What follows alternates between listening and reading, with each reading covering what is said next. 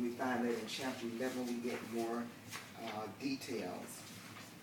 And in chapter 11, as we said before, it's a history of the Seleucid and the Ptolemy wars and the rise of Herod in Rome.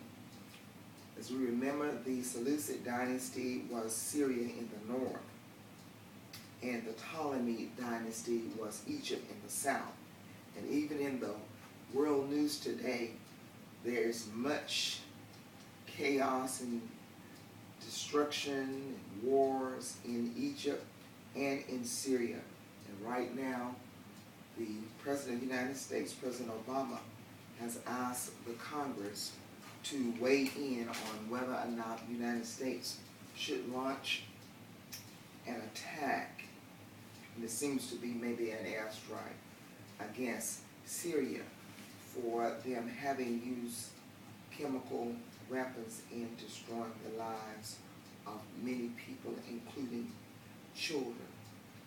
So even as we study this book of Daniel, we see that not a whole lot has changed from the time that Daniel had this vision and today.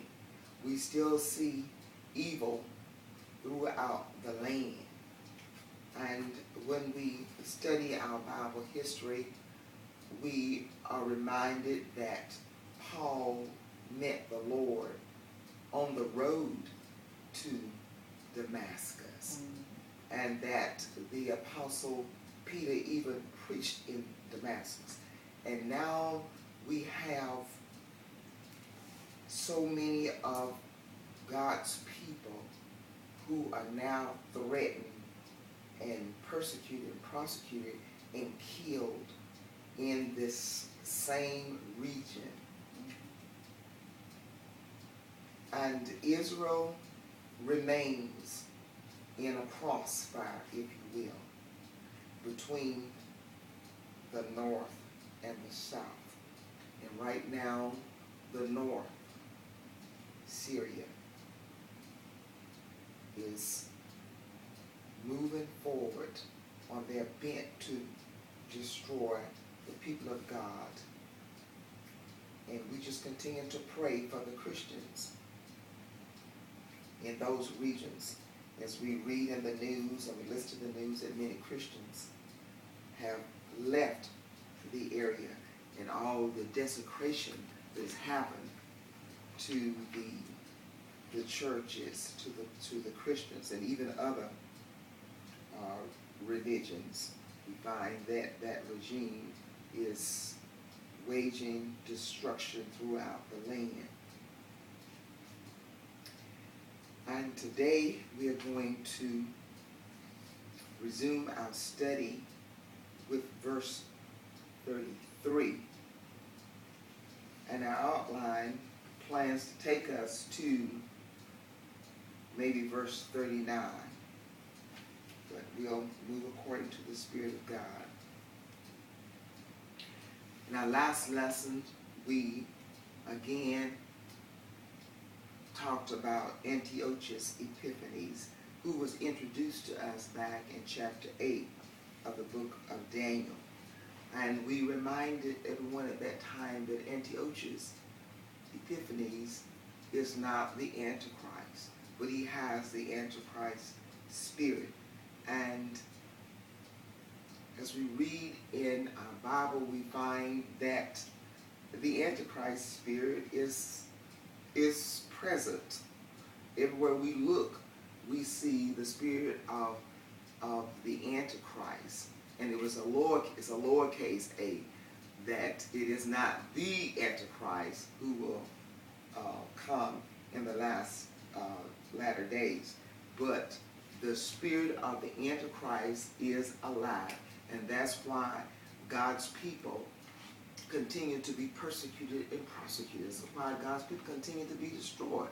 Because the Antichrist means that that spirit is against Christ.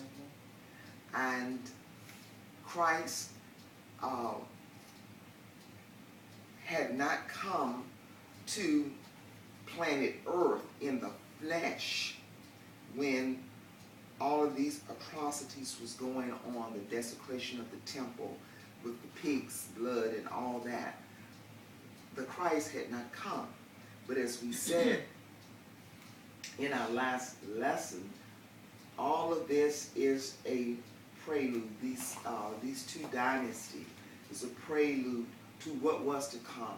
We saw after them the rise of Herod, who wreaked Herod the Great, who wreaked havoc also among God's people. So it is just a lot of information to digest, and so we've been taking it in small bites. But we urge you to be prayerful and be aware of the spirit of the Antichrist, and do not let that spirit rise up in you, in your home, that we have to attack it everywhere that we see it, because that spirit of the Antichrist is very pompous and have themselves puffed up as though they are God, and that whatever they say, that is what goes. It's a very arrogant and very ignorant spirit. And this morning I was in prayer, and the Lord brought to my remembrance Proverbs. You want to go there? Proverbs 12. I think it's 12 and 15.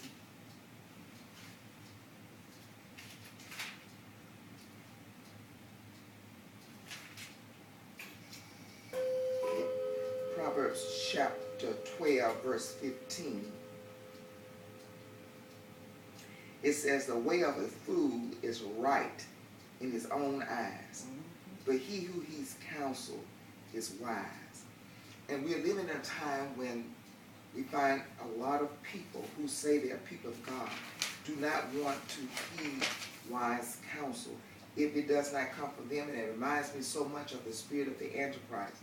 If the counsel or the information doesn't come from their lips, then it is unacceptable.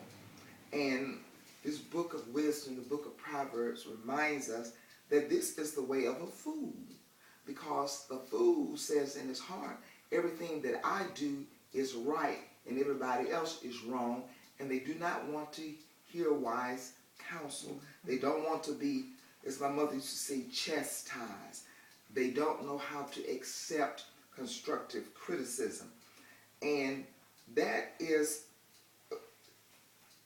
a spirit that does not recognize who God is. And I see that's the spirit of the Antichrist, who is not able to see Christ, is not able to hear the voice of the Lord.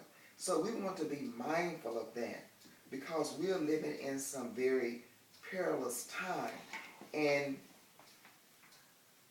if you just easily brush away instruction and correction and advice, you could very easily end up in calamity, because God has so many ways of warning his people.